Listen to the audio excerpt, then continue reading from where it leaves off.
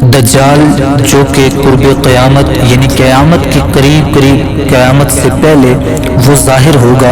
اور دنیا میں اپنے فتنے اور اپنی گمراہی کو پھیلائے گا، اور وہ جادو ٹونے کرے گا جس کی وجہ سے لوگ اس کی طرف متوجہ ہوں گے اور اس کی طرف راغب ہوں گے۔ حضور علیہ الصلاۃ والسلام نے فرمایا عورتیں اس کے فتنے سے زیادہ متاثر ہوں گی، کیونکہ یہ جادو ٹونے کرے گا تو عورتیں اس فتنے میں مبتلا ہو جائیں گی، بہت سارے لوگ اس کے فتنے میں مبتلا ہوں گے اور یہ اپنے فتنے کو پوری دنیا میں پھیلائے گا سوائے مکہ مکرمہ کے اور مدینہ معظمہ کے۔ دجال اس کے فتنے سے ہمارے آقا مولا صلی اللہ علیہ وآلہ وسلم نے روکا ہے کہ اس کے فتنے میں مبتلا نہ ہونا، اس سے بچنا،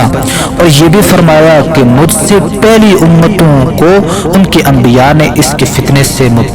فتنے میں مبتلا ہونے سے روکا تھا۔ اور حضور علیہ الصلوۃ نے ایک اور جگہ ارشاد فرمایا، بخاری کی حدیث ہے،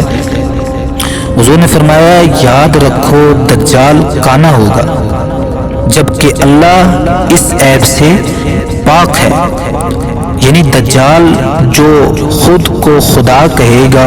خدائی کا دعویٰ کرے گا اور اپنے آپ کو خدا بتلائے گا کہ میں خدا ہوں، میری عبادت کرو، میری پرستش کرو، تو اس میں عیب یہ ہوگا کہ وہ کانا ہوگا، جبکہ اللہ تو ہر قسم کے عیب، ہر قسم کے نقص سے پاک ہے۔ حضور نے فرمایا وہ کانا ہوگا جبکہ اللہ اس عیب سے پاک ہے۔ اور حضور صلی اللہ علیہ وسلم کی متعدد احادیث مبارکہ ہیں جن میں حضور صلی اللہ علیہ وسلم نے فرمایا اس کے فتنے سے بچو، اس کا فتنہ بہت سخت ہوگا، اس کے فتنے سے بچنا ہے تم نے۔